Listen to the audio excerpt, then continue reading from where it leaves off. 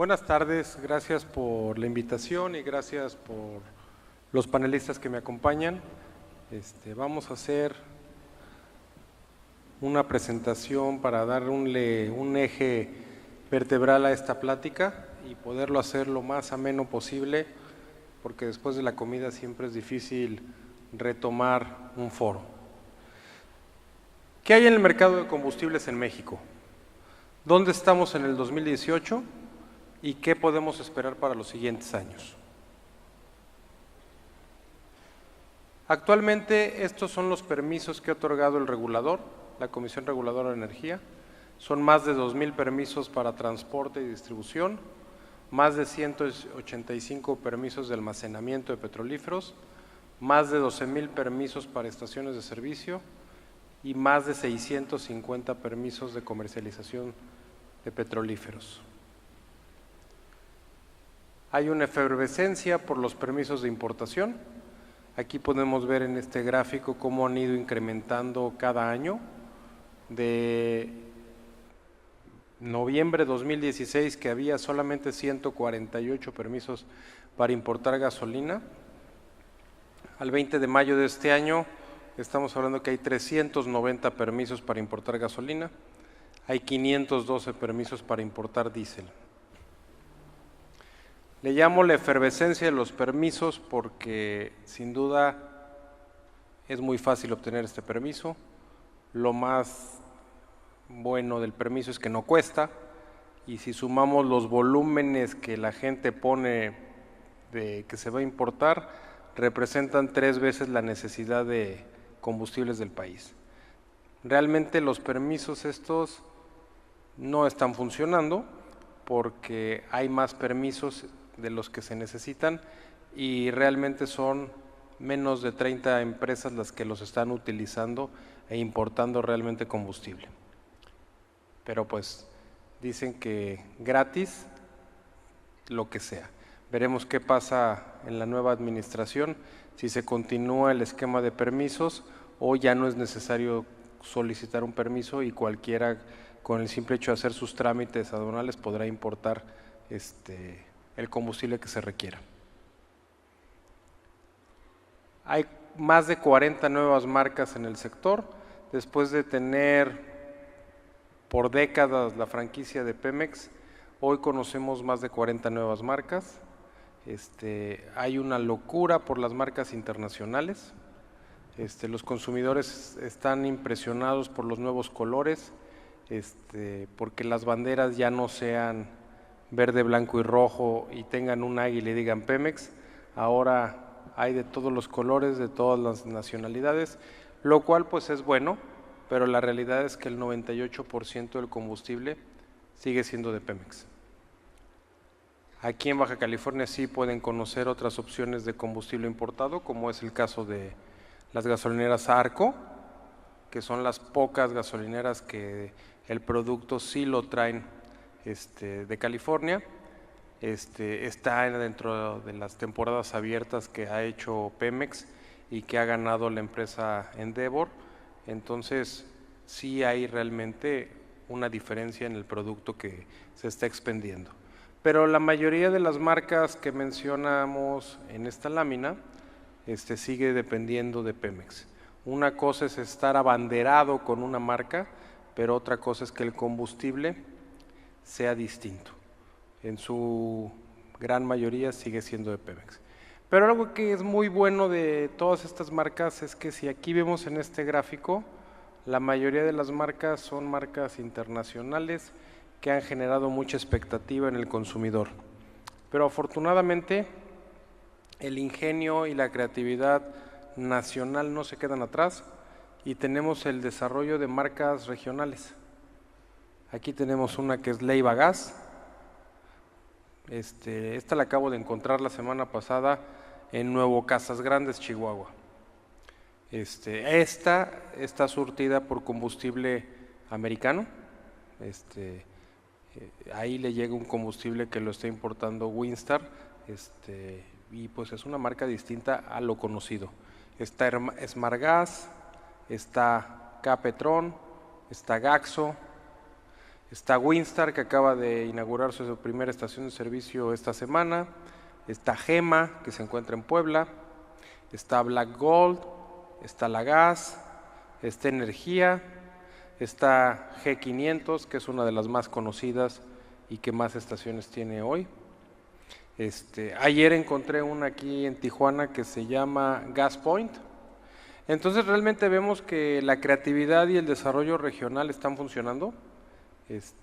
Y creo que es mejor para muchos gasolineros que son dueños de 1 a 5 estaciones, en vez de abanderarse con una marca internacional que tienes que pagar determinados centavos por el uso de esa marca, puedas mejor destinar ese presupuesto a desarrollar tu propia marca y que el dinero se quede invertido en México y no se acabe yendo a financiar otra marca. ¿Qué pasa en el mercado de combustibles? Tenemos dos visiones totalmente distintas. La administración del presidente Peña Nieto logró reformas estructurales, logró hacer un acuerdo con todas las fuerzas políticas para lograr que se gestara y se pudiera dar el inicio de la hoy reforma energética, la cual hemos vivido los últimos 4 años, con sus cosas buenas, sus cosas malas, pero al final ya está funcionando y está dando la apertura a nuevas oportunidades dentro del sector. Si bien es cierto, esta reforma, valga el comentario, está en pañales todavía, faltan 5 años para que empiece a dar resultados y 10 para que ya estemos en un mercado maduro, pero hoy ya está empezando a dar vicios de que ha funcionado y que esta apertura del sector trae beneficios y trae mucha inversión al país. Pero tenemos la otra cara de la moneda, que como lo puse en la lámina, lo puso en un periódico de La Frontera que se llama AMLO Tsunami. El presidente López Obrador y su nueva administración lo dijeron en campaña, no le hace el tiempo que nos lleve, tendremos que limpiar la corrupción en Pemex y en toda la industria petrolera. A la mitad del gobierno se dejará de comprar gasolina en el extranjero y va a ser el compromiso de que no aumenten los precios de las gasolinas. Esto fue un discurso de campaña y hoy ya lo estamos viendo como que va a ser una política de la nueva administración, que estamos a unos meses de que arranque. El fin de semana pasado se juntó con la parte técnica de su gabinete para ver el tema de Pemex y el tema de energía y esbozó ahí algunas líneas de los cambios que vienen.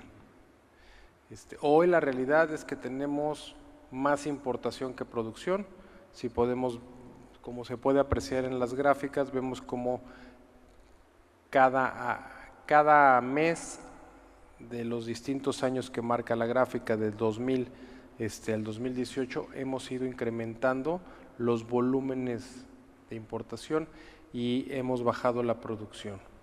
Si bien nuestras refinerías están trabajando al 40% de su capacidad, esto es porque son unas refinerías viejas, porque el crudo que procesamos cada vez es más pesado y cuesta más trabajo su proceso de refinación, y porque la reconfiguración que se ha hecho en las refinerías nos ha costado tiempo, dinero y varios paros programados de mantenimiento que nos han detenido los procesos de refinación y nos han llevado a que tengamos que depender de la importación. Hoy estamos importando cerca del 75% del combustible que requerimos, lo cual no es malo. Lo que pasa es que mediáticamente y políticamente pues es una manera rentable de sacarle raja al tema y decir que no están funcionando las cosas, pero la verdad es que la vocación de Pemex podría de ser otra y dejar a un lado la vocación de ser refinador, porque en la cual no somos realmente productivos y no somos tan eficientes como lo son las refinerías del otro lado de la frontera. Prueba de ello es que Pemex tiene una alianza con Shell desde hace muchos años en Deer Park, Texas. Esta refinería es una coinversión, es sumamente rentable, tiene una gran tasa de retorno en la inversión que le ha puesto Pemex al negocio y funciona. Tan funciona que acaban de renovar esta alianza en agosto, la renovaron de agosto hasta el 2033. Eso significa 15 años más de beneficios compartidos. Esto habla de que no es malo refinar, pero hay que buscar en donde sea más eficiente y más productivo. ¿Qué viene en esta nueva administración? Principalmente se ha hablado de una refinería nueva, ya se tiene fijada la ubicación, que va a ser Dos Bocas, Tabasco. No es casualidad de que el próximo presidente sea originario de Tabasco, y pues es una manera de regresarle a su estado una fuerza y el gran proyecto del sexenio. El costo que se tiene previsto para esta refinería es de 8,000 millones de dólares. Sabemos que los proyectos de esta magnitud siempre tienen una partida que se llama gastos adicionales, y esto nos puede llevar a que se presupueste 8,000 millones de dólares y a lo mejor le metan por gastos adicionales 2,500 millones de dólares más. Entonces la refinería puede ser más cara de lo que se tenga presupuestado. Y también por los tiempos de ejecución de un proyecto de esta naturaleza, es difícil que veamos que vaya a operar durante la administración de López Obrador y realmente se vea que dé frutos hasta un par de años después de que concluya su administración. Algo que pone en duda es la capacidad crediticia de Pemex. Hoy Pemex tiene una deuda de más de 104,000 millones de dólares, por lo cual si pide un crédito para financiar esta refinería, su capacidad crediticia va a estar muy endeble y le va a poder restar para otros proyectos en los que tiene que invertir y que pueden ser más rentables. Si busca traer financiamiento privado, también es difícil porque son proyectos de inversión muy de largo plazo, en donde la tasa de retorno es muy baja y donde para que puedas recuperar tu inversión tienes que ser altamente eficiente. Y una refinería operada por el sindicato de Pemex difícilmente puede llegar a los estándares de eficiencia y de recuperación de esta inversión. Hoy la capacidad actual de refinación es de 1,6 millones de barriles al día. Tenemos una producción real de 235,000 barriles por día, de ahí que dependemos de la importación. Y por último, ¿qué podemos esperar al arranque de la próxima administración? Se ha hablado mucho de revertir la reforma energética. Sí se puede revertir una reforma, lo contempla la Constitución. El artículo 135 dice que se debe de aprobar por las 2/3 partes del poder constituyente, dígase las cámaras, el Congreso. Y bueno, pues para esto les voy a dejar la presentación. Aquí vienen todos los puntos que se tendrían que cumplir del proceso legislativo para poder revertir esta reforma, pero la realidad es que si se pretende revertir, tardaría cuando menos 9 meses. El presidente en su campaña dijo que si es necesario que le lleve todo su mandato, revisar cómo se gestó la reforma y en su caso revertirla de manera jurídica, pues lo va a hacer. Entonces, sí se puede revertir una reforma, sí hay los mecanismos legales y aparte tenemos que las fuerzas políticas en este momento ayudan porque los congresos locales en su mayoría son de Morena, y Morena y sus aliados. La mayoría de los diputados locales, aquí están las gráficas por los estados, cómo están, y pues vemos que predomina el color de Morena y sus aliados políticos. Los gobernadores, también hay una fuerza importante por parte de Morena, y el Senado y la Cámara de Diputados pues quedó con una amplia ventaja por parte del bloque de Morena. Entonces sí hay condiciones políticas, hay un proceso legislativo que se puede llevar a cabo en caso de que se quiera revertir la reforma. Así es como está el mapa político hoy de nuestro país, y con esto me gustaría dar pie a esta plática. No es otra, no quiero sonar pesimista, simplemente hay que ser muy puntual, muy realista, que hoy nuestra dependencia es sobre la importación antes que la importación, y que estamos en un mercado de combustibles que está naciendo, que está empezando a tener oportunidades para los grandes operadores en México, pero todavía falta mucho por ver. Y por eso me gustaría platicarle y preguntarle a Miguel Beltrán, que él representa una empresa que, como lo mencioné, está aquí asentada en Baja California, y que pues han hecho un trabajo muy interesante, arrastraron el lápiz durante los 3 años que lleva la reforma, y hoy hay un producto real a nivel nacional que se llama Arco, que es de los pocos que tiene combustible, que es distinto de Pemex. Bueno, muchas gracias, Marcial. Buenas tardes a todos. Bueno, sí, el tema de la reforma energética trajo muchas expectativas. Creo que la primera pregunta que todo el mundo quería escuchar, la respuesta era respecto al precio, ¿no? Todo el mundo dice, ¿por qué el precio no cambió? Pero bueno, basándonos en el concepto de que todos los proveedores actuales o los nuevos participantes en el mercado siguen teniendo un producto Pemex, pues cómo van a poder diferenciarse del precio si es el mismo producto, ¿no? Y el precio base es el mismo. Entonces técnicamente sería pelearse el margen y disminuirlo o incrementarlo. Cuando entra un nuevo producto que es diferenciado, esto va a marcar el cambio, porque vamos a tener una estructura molecular distinta, y esto va a permitir que el precio en un momento dado pudiera darse la alza. En nuestro caso particular iniciamos teniendo un precio más bajo en el mercado, bajo el argumento de es un mejor producto y tiene un mejor precio. Muy marginal, tal vez por unos cuantos centavos, pero esa ha sido la respuesta actual.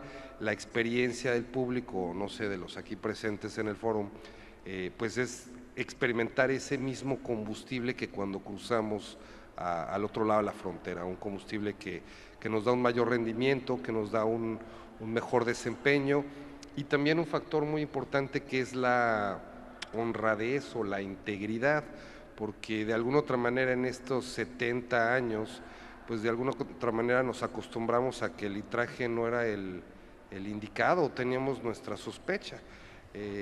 La apertura permite que entre una propuesta que te dé esos tan aclamados y esperados y nombrados litros completos.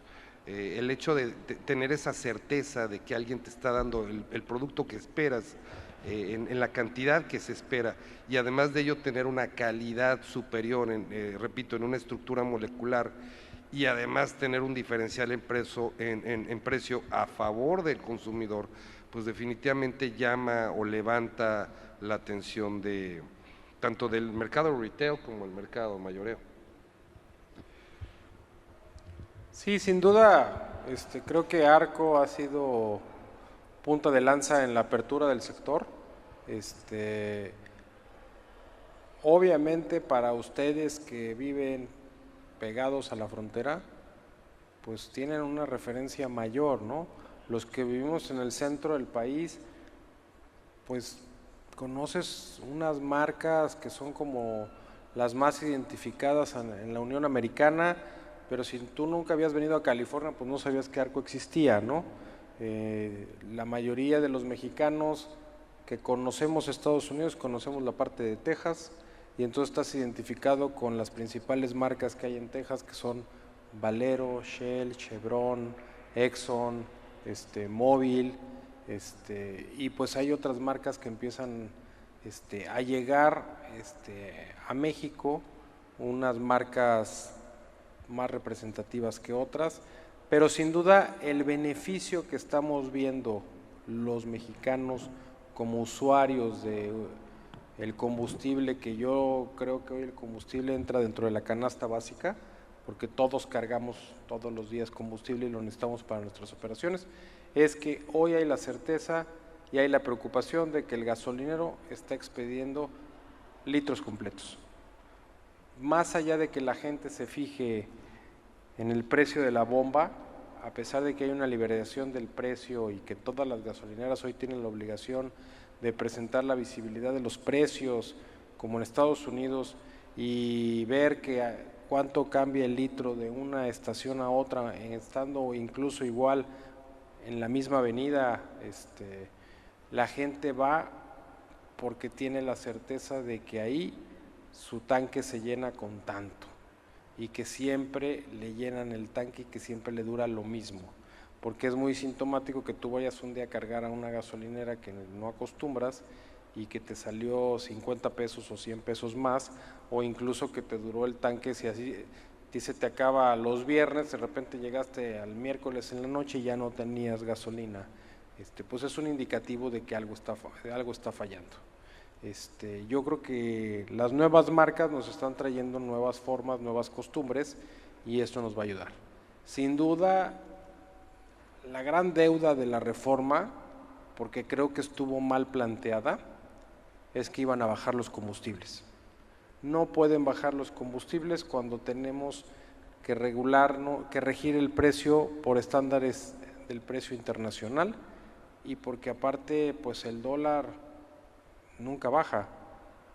Nosotros siempre estamos pendientes y conscientes de que el dólar va a ir incrementando año con año, y todos los que aquí estamos sabemos que crecimos cuando los dólares costaban 10 pesos y pues hoy valen 19 pesos.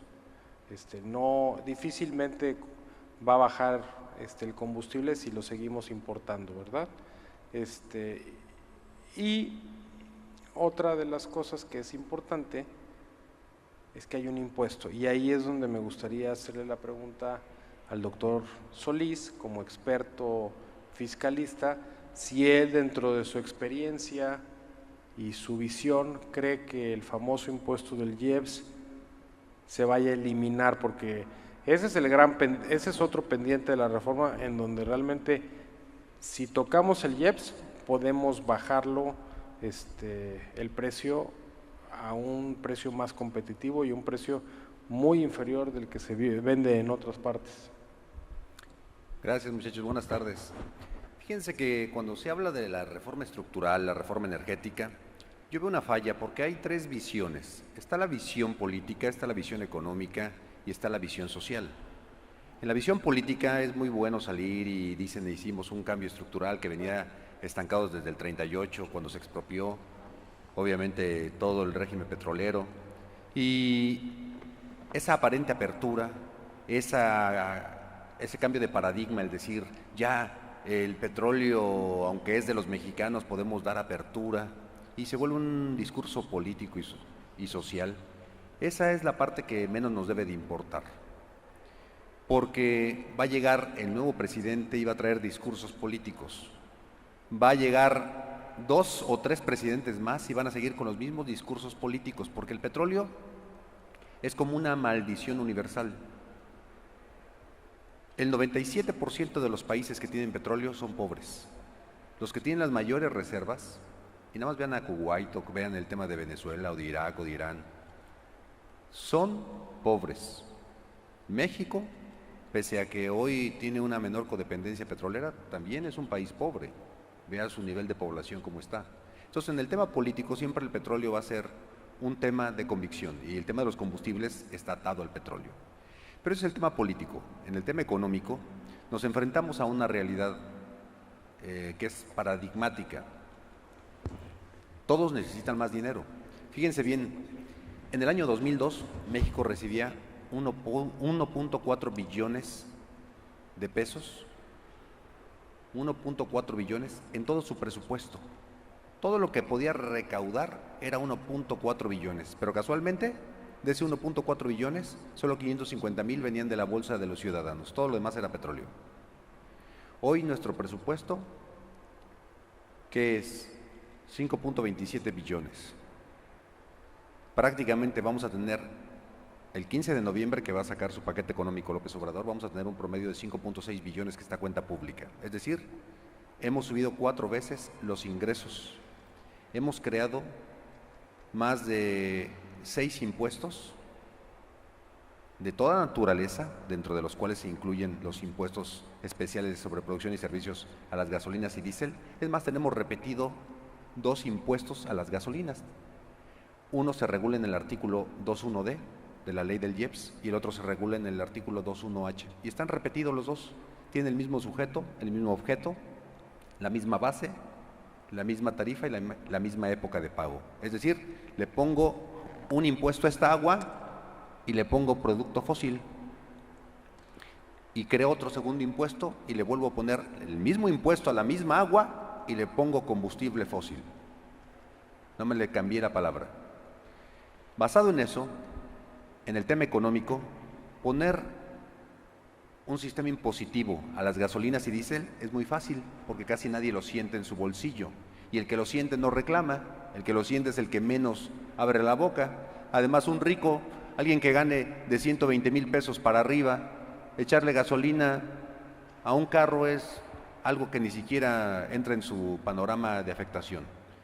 Ahora, eso es la parte económica. En tema impositivo, sí ha convenido subir las gasolinas y el diésel, en términos de recaudación. Pero vámonos en términos sociales. En términos sociales, te das cuenta primero que hay una percepción universal, que se roban la gasolina. Esa es una percepción, es un mito, porque en los sectores no puedes hablar de esto, a nivel empresarial no puedes hablar de esto, a nivel de organismos públicos o privados, a nivel de Pemex, a nivel de todo eso no puedes hablar de esto, pero la sociedad tiene la percepción que le roban la gasolina. Más allá de que te la roben o no te la roben, más allá de que te quiten 1 punto, 2 puntos, 10 puntos, realmente hay una percepción generalizada. Y ese es el primer efecto que tenemos que cuidar, la percepción generalizada. El segundo efecto de la población es que tenemos un cambio estructural debido a los sistemas globales que vivimos, que no se ha reflejado en el bienestar de la población. Les pongo el ejemplo. El artículo 2A, en el año 2008, el artículo 2A de la Ley del Impuesto Especial sobre Producción y Servicio, decía que para calcular el precio del litro de gasolina, hoy hay una metodología especial en un anexo 2, pero en ese 2008 decía, para calcular el precio del litro de gasolina, fíjate cuánto cuesta el barril del Golfo. ¿Sale? Entonces, teníamos un barril de petróleo que llegó hasta los $107. Teníamos un barril de petróleo caro y se fijó el precio de la gasolina. Sin embargo, ¿qué pasó con el tiempo? Si yo tengo a $107 mi barril de petróleo y le pongo 13 pesos al litro porque ya el costo de la molécula, más todos los aditivos, las olefinas, butanos, butenos, metilnaftalenos, naftas, aditivos, aromatizantes, todo lo que lleva la gasolina, más el producto fósil, que es la biomasa, si todo eso yo hago una mezcolanza, yo digo, ok, me cuesta 13 pesos, eso fue en el 2008. Pero ¿qué ocurre? Va subiendo, obviamente, una serie de acciones por los países donde empiezan a sobreproducir petróleo y la gasolina por un acuerdo PEP y por una manipulación de sistema americano, empieza a bajar de precio y se desploma hasta llegar a $27. De 107 se va a $27. ¿Qué ocurre? Si el costo de la molécula está determinada conforme al valor del combustible, si estaba la gasolina alta, era porque el petróleo estaba alto. Pero si bajó 4 veces el valor del petróleo, entonces la gasolina debió de haber bajado en la misma proporción porque la fórmula sí lo decía. Como la fórmula no cambió, en el año 2014 hubo un superávit a Pemex, un superávit de más de 70,000 millones de pesos, 70,000 millones de pesos de superávit, nada más por haber reducido el costo el barril de petróleo. El problema es que ese dinero entró al sistema fiscal, a gasto público, ese dinero entró ¿Al gobierno? No, ese dinero se quedó ¿dónde? Esa es la pregunta inicial desde el tema social. ¿Dónde se quedó ese dinero? Porque en cuenta pública no está. Entonces, ¿qué pasa? Bajó el barril de petróleo, se enteró lo que costó, el costo de la molécula y su impuesto, pero no el costo de lo que se recaudó de la población.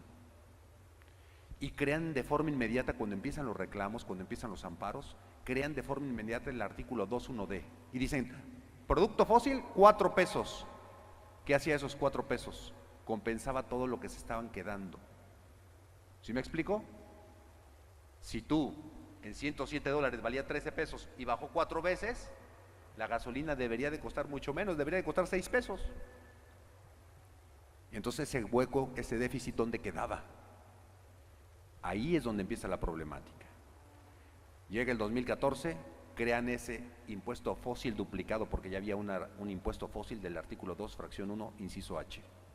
Y cuando se crea ese impuesto duplicado, la gasolina que se va a 18 pesos. Llega el 2016 y dicen, ¿sabes qué? Esa fórmula de homologación que tenemos, por ejemplo, aquí en la frontera, esa fórmula de homologación como que no es funcional, porque a veces estaba más barato allá y bajaba. Entonces crean un anexo 2 y dicen, ahora la CRE y Hacienda, de acuerdo a factores internacionales, va a determinar el coste. Y sí, es cierto, el dólar se incrementa, pero no, el 100% no es importado. Si el 100% es importado, entonces el dólar sería el determinante, ¿cierto? Pero si no, si hay una parte que se produce en territorio nacional y otra en el extranjero, entonces el dólar debería de ser la mitad determinante, no 100% determinante, pero te hacen el coste del 100% de los litros que se consumen en este país y te dicen, ah, mira, el costo de la molécula cuesta tanto, por tanto, una cuenta china, y dicen, de acuerdo al anexo 2, el precio es este. La población se enardece en el año 2016 y dice, oye, estos cuates nos están viendo la cara de turistas. Si realmente aplicamos la fórmula del anexo 2, la gasolina debería de costar ahorita 21 pesos. Pero ¿qué ocurrió? ¿Qué dijo el SAT? ¿Qué dijo Hacienda? Al ver la presión, dice, ¿sabes qué? No, gasolineros, a ver, ustedes absorban ustedes la carga vía estímulo. Y ustedes se los voy a regresar vía devolución. Todos los gasolineros de buena fe acceden, ven la regla, aceptan la regla. Yo participé en esa regla, yo les dije, no hagan esa regla. ¿Y qué va a pasar en los próximos 3 años? Que Dios bendiga las estaciones de servicio. Y no se diga las de aquí, porque nosotros somos los menos estimulados aquí en Baja California, pero Tamaulipas, verán lo que le va a pasar a esas estaciones de servicio, que no van a poder ni siquiera sufragar su propia operación. Basado en todo esto, ¿qué ocurrió? ¿El gobierno qué dijo? Fíjense tan grave que es nuestro sistema. Voy a crear una reforma a la Ley Federal para prevenir y sancionar delitos en materia de hidrocarburos. Y sí, la crean. Pero ya teníamos esa misma ley, lo único que hicieron fue incrementar las penas. Ya teníamos esa misma ley existente y vigente, ahora tiene 2 años. ¿Y se aplica? Ahí dice que si te robas el combustible, te vas a la cárcel. Ahí dice que si alteras los sistemas, te vas a la cárcel. Ahí dice que si sirves menos de 1 litro, te vas a la cárcel. La pregunta es, ¿cuántas personas se han consignado por ese hecho? Son delitos al consumo. Son delitos al consumo que en flagrancia se podría ejercer. ¿Y se ejercen? No se ejercen. Ahora, hubo otra reforma al Código Fiscal de la Federación este año. Y dijeron, ¿sabes qué? Vamos a reformar el artículo 28, controles volumétricos, para agarrar toda la cadena, desde la pipa que la transporta, desde el que lo vende, desde el que lo importa. Quiero controles volumétricos de todo. Te voy a crear una nueva fracción, creada en el artículo 42, fracción 10ª, que es una nueva facultad de comprobación para revisar combustibles en específico. Crearon un artículo 53D, que es para muestrear lo que hacía Profeco, de que llegaba y jarreaba, ahora lo va a hacer el SAT. Pero crean un artículo 56 que habla de presuntivas y le añaden una fracción, y en esa fracción le dicen que puede determinar la presuntiva por las operaciones no declaradas. ¿Qué dice en términos concretos esta reforma?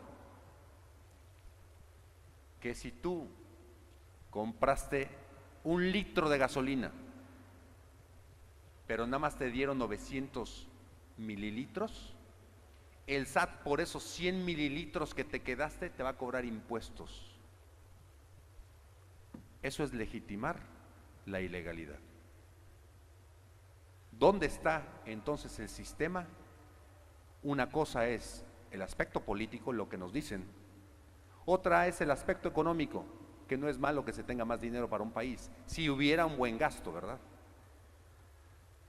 Si hay ingreso, pero hay un mal gasto, si multiplicamos nuestro presupuesto 4 veces, pero tenemos más pobreza, más inseguridad, más trastornos sociales, entonces la cosa no está tan bien, el dinero no está bien empleado. Y la parte social, si la parte social no cambia la percepción, hoy las nuevas marcas, las que sí están trabajando bien, las que son franquicias internacionales, yo no quiero, hay una ley en Estados Unidos que es anticorrupción, yo no quiero ver que alguien de aquí, con una franquicia americana, se robe una micra, porque donde los americanos lo agarren le van a hacer el proceso en Estados Unidos y van a meter a la cárcel en Estados Unidos. Pero ¿eso va a pasar en México? No va a pasar en México, va a pasar. Ese es el blindaje que tiene la población de estas marcas, es el blindaje. ¿Por qué? Porque realmente sus propios dueños van a vigilar ese cumplimiento, y ahí sí hay una verdadera sobreregulación, y ahí hay menos impunidad que de este lado, Concluyo mi comentario diciéndoles, el problema de las gasolinas y diésel sí puede bajar. El pasado 4 de septiembre, hace 3 días, se presentó en la Gaceta Parlamentaria de la Cámara de Diputados la iniciativa para derogar el artículo 2, fracción 1, inciso D, 2, fracción 1, inciso H, 2A de la Ley del Impuesto Especial sobre Producción y Servicio. ¿Qué regulan esos? Los 3 IEPS. 3 IEPS que si los sumas, por lo mismo, 3 IEPS, pagamos 3 IEPS por lo mismo, de 5.40 a 6.20 si le sumamos el IVA. Es decir, cada litro de combustible, más de 6 pesitos promedio, 6 pesitos promedio trae cada litro de gasolina entre el IEPS y el IVA, ya sea el IVA por el transporte o ya sea el IVA por el 21D y el 21H. Con esto concluyo. ¿Puede bajar? Sí puede bajar. ¿Afectaría que bajaran el coste de la gasolina? Mira, sí puede afectar a las finanzas públicas, pero cierro mi plática diciendo, hay sistemas procíclicos y contracíclicos.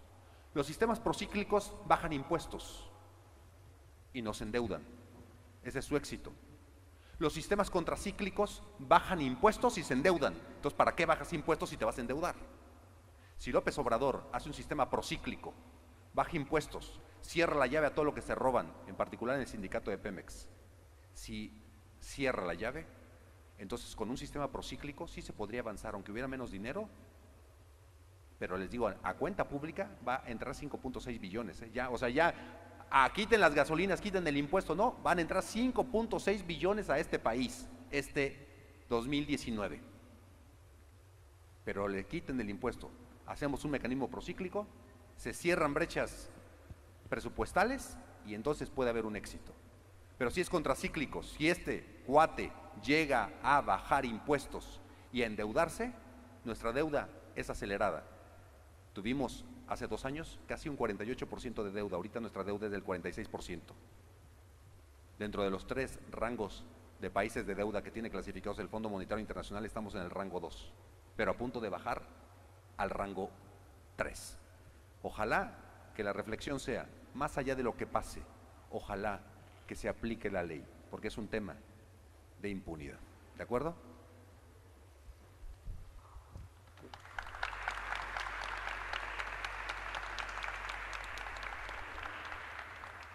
Adolfo, nos diste una cátedra de impuestos. Sin duda, el IEPS ha sido el gran nivelador de los combustibles desde hace unos años. Juegan con él y juegan con la percepción del gasolinero cada semana en moverlo. Y efectivamente es un impuesto que está afectando a todo un sector porque tiene altas expectativas en que el mercado crezca, el mercado cambie y que haya una percepción social de que realmente la reforma trajo el beneficio del cambio de precio, ¿no? Pero si no hay esta voluntad política de hacerlo y de hacer un calado en eliminar la corrupción y en eliminar el endeudamiento, pues difícilmente vamos a notar un beneficio, ¿no? Como lo puse en la lámina, el proyecto de la refinería suena muy bien, pero sabemos que una refinería llevada por los trabajadores del sindicato de Pemex no va a costar los 8,000 millones de... Y prueba de ello es que los que conocemos el sector sabemos que las reconfiguraciones de las otras 6 refinerías han costado miles de millones de pesos y no acaban de funcionar y viven con paros y paros y paros y obviamente pues cuando tienes esa cantidad de trabajadores que dependen de un sindicato como el de Pemex, pues difícilmente lo van a hacer operativo y funcional, ¿no? Y creo que eso es algo que, por ejemplo, ustedes se han visto con las temporadas abiertas que ganó la empresa que les suministra el combustible a las gasolineras que ustedes operan. Al principio les costó mucho trabajo poder administrar esa temporada abierta porque Pemex era el más reacio a que pudieran entrar a su terminal porque a pesar de que la dio en la famosa temporada abierta que es darle acceso a un tercero, pues te veían como el enemigo número uno, ¿no? Y el primer buque que trajeron, ¿cuántos días o semanas se quedó parado?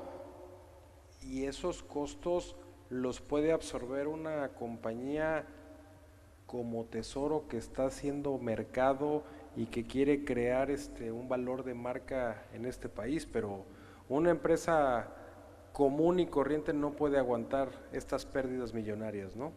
¿Cómo fue esta experiencia? Bueno, gracias. Es un tema nuevo, ¿no? De hecho, el tema del panel es qué ha pasado con la reforma energética y qué esperamos, ¿no? Es totalmente nuevo, después de 70 años cambiar el esquema. De hecho, acabamos de enfrentarnos ahorita al tema del subsidio, ¿no? Queríamos atender el mercado de Guaymas con una demanda de unos 12 millones de litros para la temporada camaronera, pero resulta ser que no hay precedente para otorgar el subsidio a una compañía que no sea Pemex. Sin embargo, el subsidio se debería de dar cualquiera que fuera la marca, más sin embargo no hay esos precedentes. Y lo mismo nos pasó cuando empezamos con la temporada abierta, logramos tener el almacenaje de Pemex en el remanente o la capacidad ociosa que tienen en las terminales de Rosarito y Guaymas, aproximadamente un 30, un 20% de la capacidad ociosa de Pemex es donde nosotros almacenamos el combustible importado. Y sí, al principio el sindicato de Pemex cerró la TAR y no permitían el paso porque era un boicot para Pemex, pero pues esto es un beneficio para la nación, ¿no? De alguna otra manera sí monopolizaron el tema del combustible, pero bueno, eventualmente es un mercado nuevo. Creo que la parte más débil de la infraestructura es el tema del almacenaje y el tiempo de capacidad de respuesta. En países como Francia se tiene una capacidad de almacenaje de 90 días, en Estados Unidos se tienen capacidades de 3 meses, pero en México andamos que si son 2 o 3 días, ¿no? Eso es muy grave. Entonces, una parte a reforzar muy fuerte de los grandes inversionistas va a ser la construcción de TARES o terminales de abasto y reparto. Este proceso se va a empezar a dar pues ya muy pronto. Sempra Energy está por iniciar su construcción en Ensenada, por su parte Andevor también la quiere hacer en Rosarito, y son proyectos que para 2020 empezaremos a ver y empezaremos a tener esa capacidad de almacenamiento y por tanto de importación. Si hoy en día no hay combustible americano es porque no hay dónde almacenarlo, entonces tendremos que proceder a tener esas inversiones. Bueno, primero la certidumbre política para estas inversiones de tal magnitud, y una vez con ello el avance con todo este proyecto que trae Winstar, que viene de Western Refinery, y la relación que tiene con Marathon. Y bueno, pues se abren, yo veo 4 brechas principales. Es la producción, determinar quiénes van a ser los que van a hacer la extracción y la producción de origen, ya sea interna, de acuerdo a la política nacional, o invitar a otros participantes que tienen el expertise. en ese aspecto. La segunda parte sería el tema del almacenamiento, como lo habíamos comentado, y por otra parte el tema de la distribución, que también había sido un tema de monopolio con Pemex, que era el único canal de distribución. Ya van a haber nuevas empresas que tengan estos permisos para hacer los traslados del combustible. El año pasado, en noviembre, se elimina ese subsidio que había al arrastre de Pemex. Entonces los nuevos competidores van a tener que eficientarse, porque antes el combustible costaba lo mismo llevarlo al desierto más remoto que tenerlo al lado del TAR, y ahora va a haber una diferenciación entre la cercanía al punto de abastecimiento y de ahí el precio, ¿no? Zonas remotas tendrán un combustible más alto porque va a ser más costoso llevarlo hacia ese punto. El tema está en que la iniciativa privada todavía no entiende muy bien ese sangrado que tiene a partir de noviembre. O sea, siguen manteniendo descuentos que son insostenibles y que respondiendo al tema del precio, pues no va a disminuir. Primero se tiene que ajustar, se tienen que eficientar, determinar los costos y de ahí lograr las eficiencias, ¿no? Pero vaya, es un reto porque son muchos temas nuevos. Hoy en día, digo, aprovechando la asesoría, ¿no? Hoy en día estamos abrumados porque han nacido muchas entidades regulatorias nuevas que también creemos que son redundantes para el gasolinero, ya sea una CEA, ya sea la CEACISOPA, ya sea la Comisión Reguladora de Energía, y que cerca del 40% de las gasolineras en el país están administradas por hombres empresa o por un solo empresario. Entonces, si no se actualizan en este proceso de regulación, pues van a terminar sucumbiendo ante los grandes grupos gasolineros que sí tienen una parte legal o una parte de compliance o de revisión jurídica que los proteja o los prepare ante todos los requerimientos técnicos y legales. Sin duda es cierto, ¿no? La reforma trajo beneficios, pero también trajo una sobreregulación.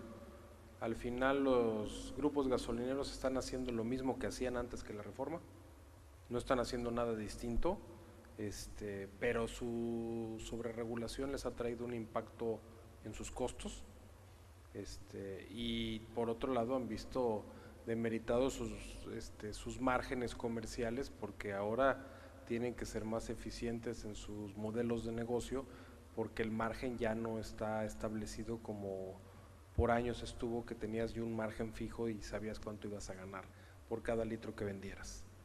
Algo que mencionaste y me gustaría, aprovechando que tenemos aquí al doctor Adolfo, que tiene una amplia experiencia en el tema fiscal, si hablaste sobre la política de almacenamiento. Como sabemos, hay una política de almacenamiento para el sector que va a regular a partir del 2019, porque pues decidió la Secretaría de Energía que teníamos que estar en boga con los demás países en la política de almacenamiento, porque México tiene 3 días y otros países tienen hasta 90, entonces nosotros tenemos que tener a partir del 2019 5 días. En mi opinión, le estamos trasladando una obligación al particular que el propio Estado no la puede cumplir, y a partir del 2019 requerimos tener 5 días y lo vamos a ir subiendo a 8 hasta llegar a 14 días. Pero la verdad es que tener ese combustible, ya sea parado o comprado con un almacenista, un ticket para poder solventar y cumplir con esta política, pues yo creo que es un costo más que se le está imprimiendo al sector, y que por otro lado, ¿por qué el gobierno nos está pidiendo a los particulares que cumplamos con lo que ellos nunca han podido cumplir en todos los años que tienen de existencia, y que sabemos que hoy los únicos que tienen una capacidad real de almacenamiento se llama Pemex? Todos los proyectos de almacenamiento que están mencionados los vamos a empezar a ver funcionar en los próximos 4, 5, 7 años. Entonces, en tu experiencia, ¿tú crees que la política de almacenamiento vaya a prosperar dentro de la nueva administración, tendrá o sufrirá algún ajuste. Para que entendamos todos. Para que entendamos todos qué es la política de almacenamiento, imagínate que si tú quieres traer tu propio combustible, en algún lugar lo debes de guardar, ¿no? México está tan mal y ha copiado todo, porque así es, de hecho, desde su metodología de exploración en aguas someras, profundas y ultraprofundas, copia todo. Y en materia de almacenamiento, fíjense bien lo que hace. Todos ustedes son importadores independientes, todos son importadores independientes. Yo, Estado, Pemex, soy el único que tiene los tanques donde se almacena. Yo te voy a cobrar. Fíjate bien, primer gancho.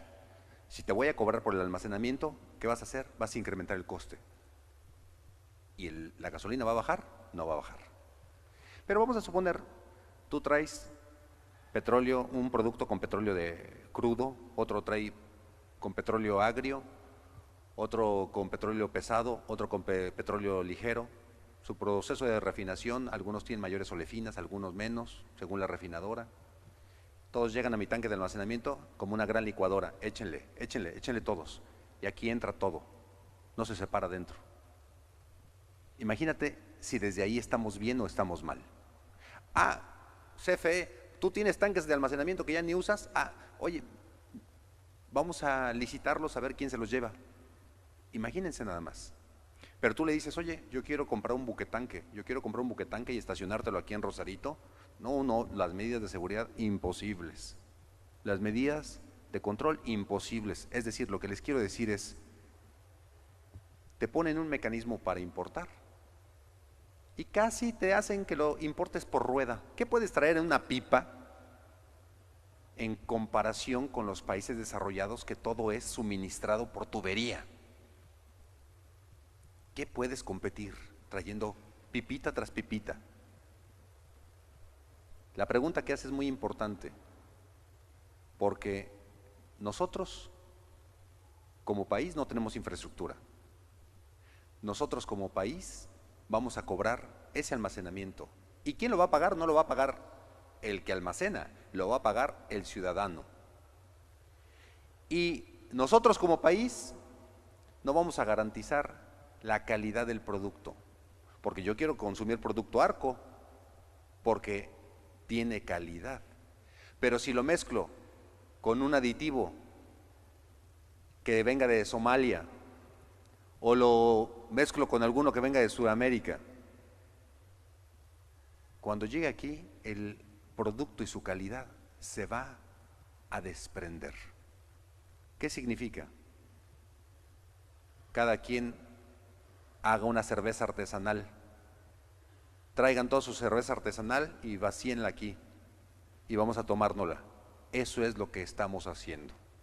Y vamos a cobrar por guardarles su cerveza artesanal a todos. ¿Cuál es la moraleja de todo esto? Estamos en pañales en ese proceso. Estamos en pañales. Con la metodología que existe hoy, lo único que va a hacer es generar un mismo coste y no vamos a tener una evolución real.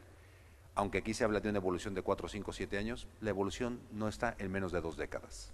Ese es mi pronóstico, que ojalá me equivoque y que la boca se me haga chicharrón, pero mi pronóstico es que las evoluciones y las transiciones no solo son legislativas, sino deben de ser ideológicas, deben de ser sociales, deben de ser económicas y hasta conceptuales. Y aquí no hay una evolución real, no tenemos infraestructura y no tenemos dinero para hacer más cosas, que es lo peor. ¿De acuerdo? Porque el 96% de nuestra cuenta corriente ya está comprometida. Ya no tenemos de dónde agarrar dinero para ver dónde le metemos. Pero bueno. Pues sin duda, no sé cómo vamos de tiempo, ¿bien?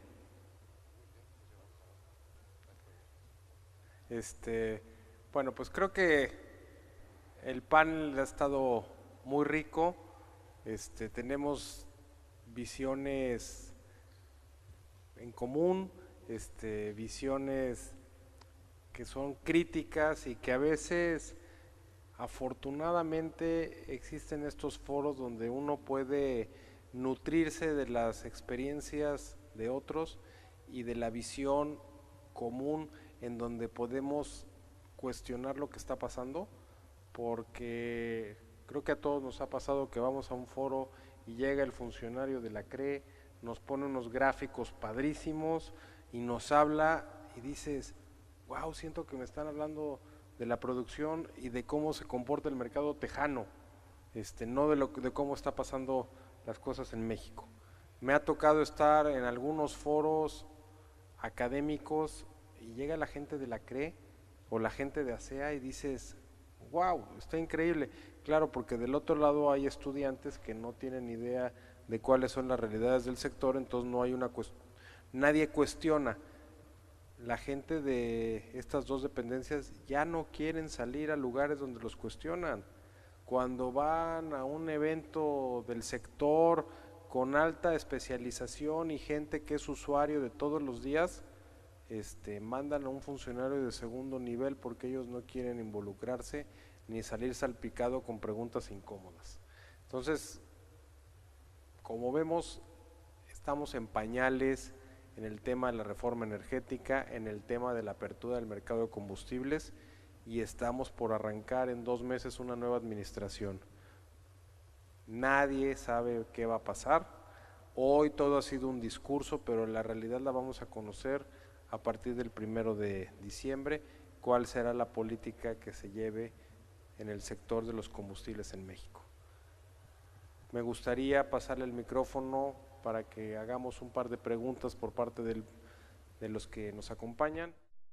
Solís, doctor, usted dice que si le quitan el IEPS al precio de la gasolina puede bajar el precio de la misma, pero si el costo del litro de gasolina está indexado al precio del barril, al precio internacional del barril de petróleo, ahorita el barril está a $50 y ha llegado a estar a más de $100, ¿qué va a pasar cuando llegue a esos niveles?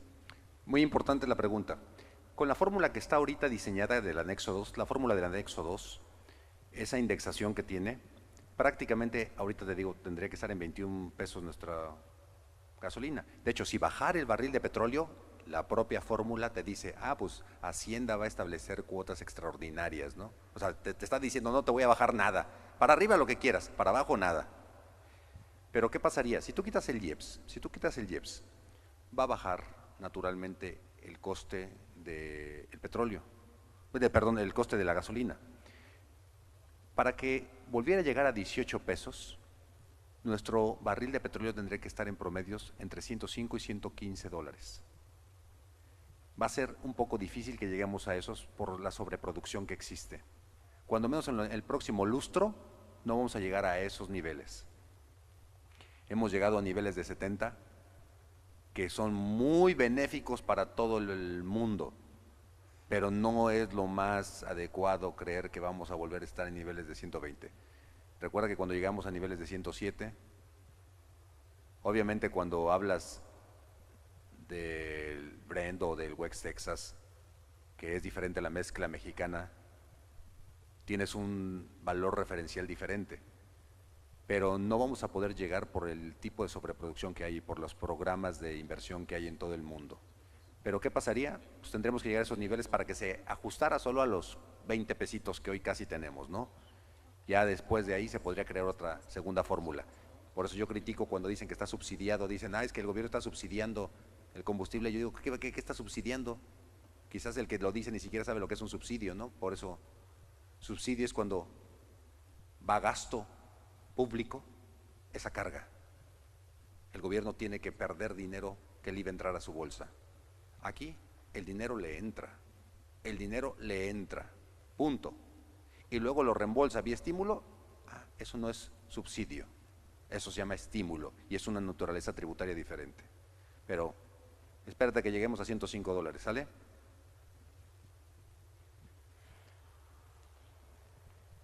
Bueno, creo que son muchas inquietudes. Nosotros no somos ni todólogos ni expertos como para poder resolver cada una de ellas. Lo que sí te puedo decir de manera puntual es la dependencia de las energías, de la energía, de los recursos fósiles, va a seguir siendo por lo menos por los próximos 100 años. Y los procesos de refinación en México, mientras sigamos teniendo obsolescencia en nuestra infraestructura y una mala administración en las refinerías, vamos a seguir dependiendo de la importación. Esto con refinerías nuevas, con refinerías actuales o con asociaciones de refinerías con otros países. México es un país en este momento deficitario en su producción de refinados, por lo tanto vamos a seguir dependiendo de la importación hasta que no tengamos un nuevo esquema.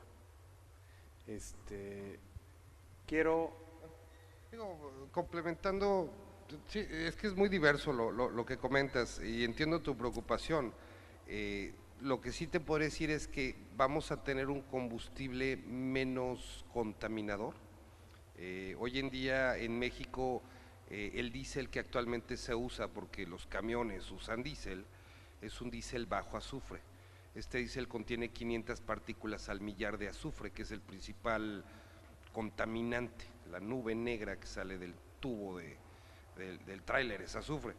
Esta importación de combustibles, el beneficio que trae es un combustible con unos estándares de 15 partículas al millar máximo. Hoy en día el que nosotros traemos en las estaciones de Tijuana es de 8.2, muy cercano al estándar japonés y europeo, que es de 7.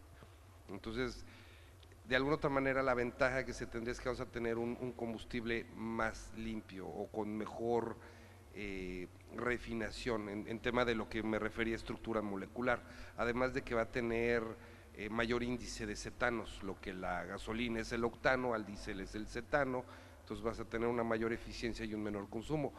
Tristemente la inversión y la infraestructura global en base a los energéticos fósiles es abrumante, y para hacer la transición de petróleo a electricidad creo que sí, aun cuando ya existe la tecnología va a haber un tiempo en lo que esto se agota. Bueno, pues antes que nada quiero agradecer a los organizadores de este evento. La verdad es que es un orgullo participar y ver cómo año con año han ido creciendo en su capacidad de convocatoria y en su manera de organizar el evento.